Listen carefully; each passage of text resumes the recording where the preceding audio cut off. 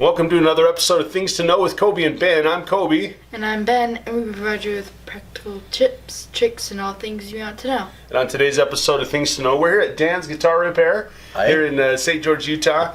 And boy, he's been really nice to be able to come. He's going to invite us in here. He's going to show us how to put some strings on a guitar. So we're going to go through that, and he's going to show us some little tricks of the trade, so to speak. So we sure appreciate him, and we'll get on that. Okay, today, Ben, what I'm going to show you is how to change the strings on a guitar. There's a couple of tricks about it, and there's a lot of superstition out there and rumor that people will say about only do it this way or only do it that way. Well, that's all a bunch of BS. So, to start with, you want to take a look at the guitar and inspect the strings that are on there, make sure they need to be changed. And usually you can do that by picking up the first wound string. And you know the difference between a wound string and a bare string, right? Mm-hmm. Okay. And then you put your finger underneath it and you feel as you go up it. Go ahead and feel that. Go up, go up, go up. There you go. Can you feel the little divots where it's been rubbing against the strings? Mm-hmm. And also the icky stuff that's on the bottom side? That's all the things that make a string sound out of tune and bad. So what you do, you take the old strings off. There's a number of different ways that guitars are strung. Some, like this one, they're strung through the body, and some are strung through a tailpiece that goes on the top, like on Gibson's. It has a piece like that goes there. So that's basically the two different types. Of course, Stratocasters with their tremolo, that's kind of like a through the body stringing because you got to load them in from the back. Now you'll notice that I use a little drill with a driver on there because if I had to stand here at this workbench and change strings by doing this all day, I wouldn't have any arm left at the end of the day. I'd look like a malnutrition T-Rex. For those at home, I'm going to advise you, do not go get your mom's jewelry nippers. Don't try to use toenail clippers to cut guitar strings. They're a very, very hard wire, and it'll destroy most anything that you try to cut them with. So make sure it's good nippers and that you have permission to use them. For God's sake, don't use your mom's sewing scissors. So you just grab them, pull them all out. You saw I cut the ends off up here and left these ends on there because they won't pull through the hole without scratching the guitar. So you just pull them out. Not a problem. Watch out for the pokey ends. They can sometimes make you bleed a little. And away they go, dead strings. The next thing that we do when we have the strings off, this is a chance to kind of clean up some of the places that don't ever get cleaned, you know, like underneath the strings and that kind of thing. So just wipe them with a soft, clean cloth. If they're really dirty, we might use a little bit of cleaner on them here. You don't want to use furniture polish because furniture polish has silicone in it, and that silicone will make it very difficult if you ever need to have any finish repair work done on your guitar. So most guitar shops will have a cleaner that they'll sell you. I like the Dunlop number 65. I also like Lizard Spit. It works really good too. So once we've got that done, we'll give this end a wipe because of course nobody ever wipes that out. That's got those string ends up there. And then you want to check these little nuts, make sure they're tight. If you can unscrew them with your finger like that one, then it's too loose and you want to tighten it. When you tighten them, just a little bit, just snug. You don't want to tighten them really tight or it'll break them. So it's not like tightening the head bolts down on your dad's Chevy. Alright, once we get that part done, see, you thought changing strings was going to be an easy thing, huh? What we do is we'll clean the fretboard.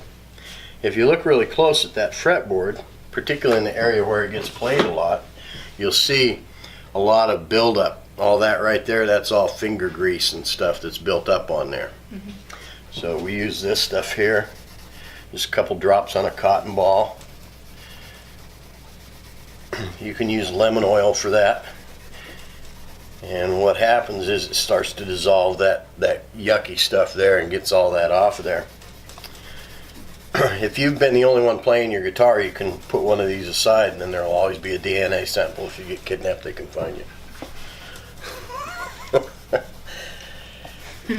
We see all kinds of things when we're working on guitars. You know, some people sweat a lot. Some people, when they play, they're so into it that they drool all over the front of the guitar. And then there's mystery stains that we don't want to know nothing about. Please don't tell us. So, That's shiny. yeah. So this oil cleans all that gunk off of there. And it helps protect the wood and preserve it. So we let it soak in there for just a couple seconds. Then you wipe the excess off.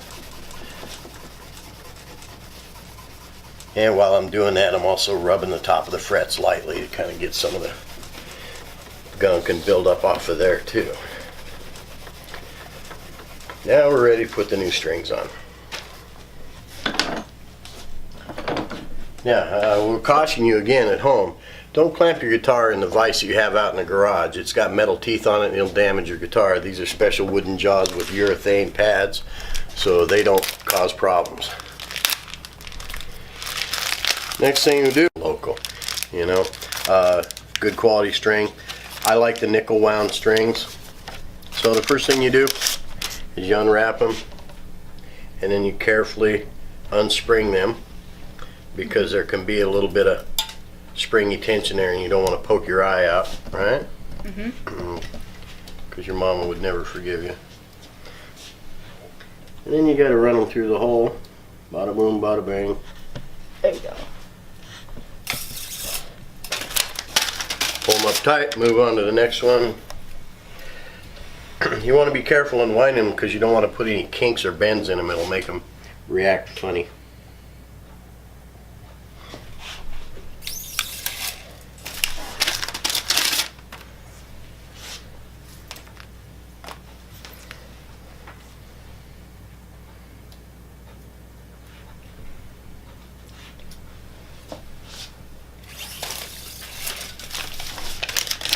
So that's the 3 wound strings. Now we got the 3 unwound strings to get in. And usually when I have the guitar up like this, I'm looking at the back, seeing if there's any nuts or bolts that are coming loose, parts falling off of it.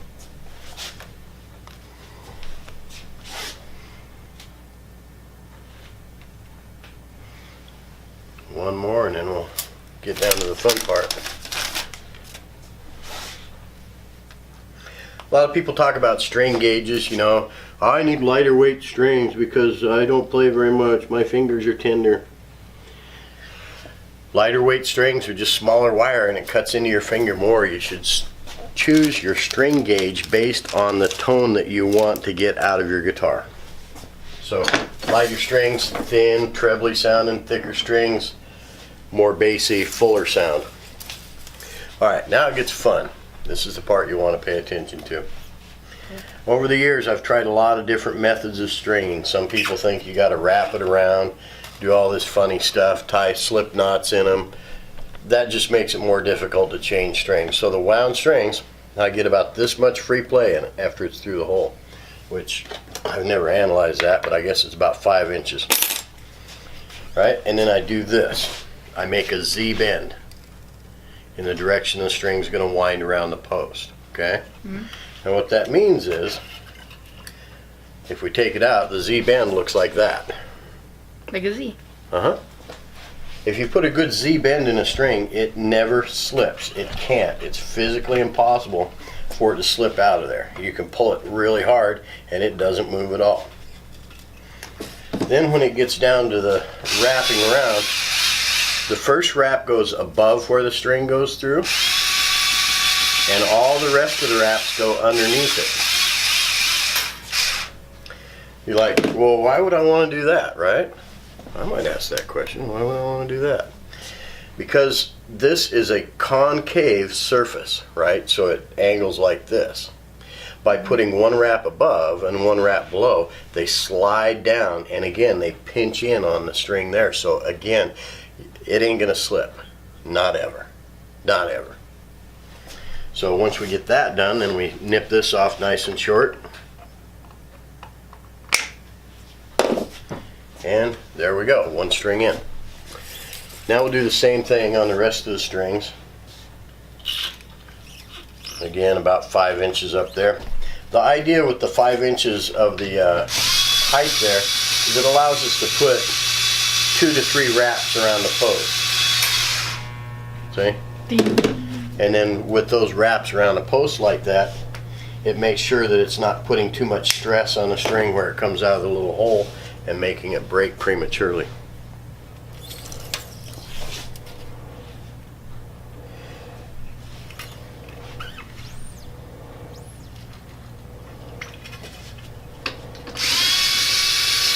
Now on the unwound strings, the bare strings, we want to have 5 or 6 wraps around the post. And again, that's just because they don't grip as strongly as the wrapped strings. Not that it's any big issue, but that's just what I found works the best over the years. Are these just to hold the strings right here? Well, those, now when you get to the unwrapped strings, you want to go a little bit higher. So unwrapped strings, you want to be about 6 to 7 inches up. And that's going to get you the required amount of wraps. This is called a bridge, and these little pieces are called saddles. And what the saddles do is they keep the string in place from moving side to side, but you also notice that it's adjustable forward and backward. And that's how you set the intonation so the guitar plays in tune all the way up the neck. Otherwise, your chords will start sounding out of tune up around here. And it can get really bad. So that's what that's all about. And bada boom, bada bing, there's 5 and 6 wraps around. Want to make sure we're in the slot there. All right, 4 down, 2 to go. Are you ready for this? Mm-hmm. All right. And again, up about 6 or 7 inches. That's going to give us 5 or 6 wraps. If you end up with 2 or 3 wraps, it's okay. It's not the end of the world. The Z-bend will do its job, and the string will not slip.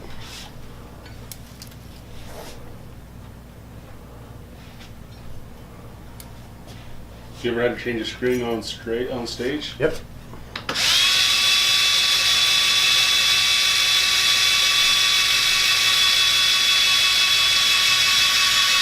I've had to do all kinds of things on stage. Yeah. One time we were playing a gig over in Page, Arizona, and the guitar player and I and our sound guy went out for brunch, and we had the guitar player and I had the same thing, and we got food poisoning, and we spent all afternoon racing each other to the toilet to throw up and etc. And we had to play a gig that night, 5 hours on stage. And sure enough, about the 4th set, I started feeling that. We're halfway through a song, and I had to run off stage in the middle of the song with my bass into the bathroom, vomit all over the place, rinse my face out, and run back out on stage and play. Because the show must go on. That's probably one of the most miserable nights I've ever had on stage. All right, now they're all on there. We're going to bring them up to pitch, tune them. This is a nice little tuner right here. A lot of people like to use iPhone apps or whatever, but that depends on the microphone hearing it. So if you're in a room with a lot of noise, it can steer you wrong. I like these because they're small, portable, they're affordable, and they pick up the vibration off the headstock. So you don't even have to hear it. It senses the frequency of the vibration.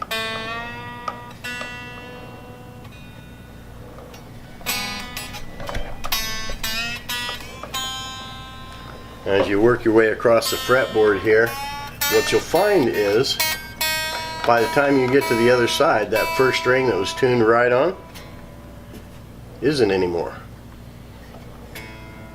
Because as the strings increase in tension, it pulls the neck up like this, which will make the strings that you previously tuned loose and not in tune again. See that little bit of difference there? Mm-hmm.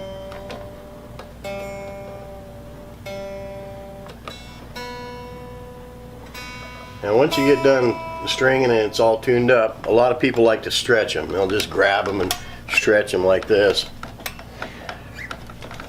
pretty much that's just making sure that everything's seated in where it's supposed to be. You don't want to get too physical with them because you don't want to stress them and damage them.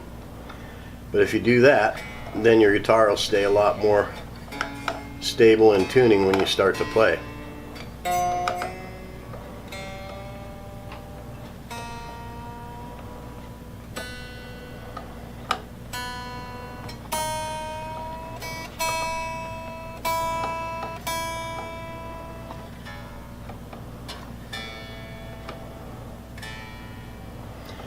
When tuning, you always want to make sure that you tune from flat up to the note. Never go from above down. So always go under the note and then come back up to it. Go ahead, ask me why. You're supposed to ask me why. He's speechless. Okay. The reason is because the tuning machine has a gear in there. There's a rack gear and a pinion gear. Okay? So the pinion or the worm gear goes onto the spur gear. And what happens when you tune from sharp down, it takes out that little bit of slack like that. But there's a little bit of friction. So the first time you hit that string, boom, that slack comes out of that gear and you're not in tune anymore. Now if you tune from flat up to the pitch, it keeps all the slack out of the gear and it stays where you set it. So once you have everything tuned, it's all dialed in, you want to play it.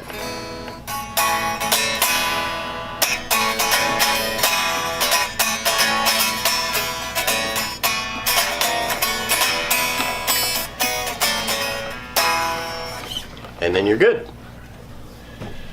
And that's how you restring a guitar. Amazing. 3, 2, 1. Let's stand here and let me readjust everything. Okay.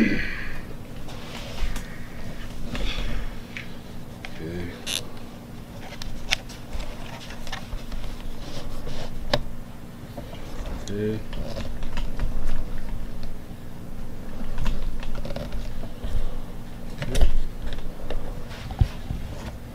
All right. Make sure you get the shot here. And 3, 2, 1.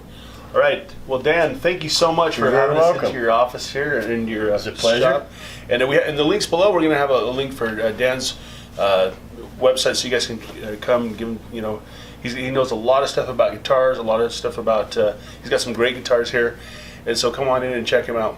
And I know wisdom from all over the world too. If you want advice on how to fix your lawnmower or your boat or how to make your car go faster, we've got that too. Cool. All right. Well, hey, Dan, I appreciate you coming here. This has been another episode of Things to Know with Kobe and Ben, and I'm Kobe. And I'm Ben, and I say bye. Bye. Bye-bye now.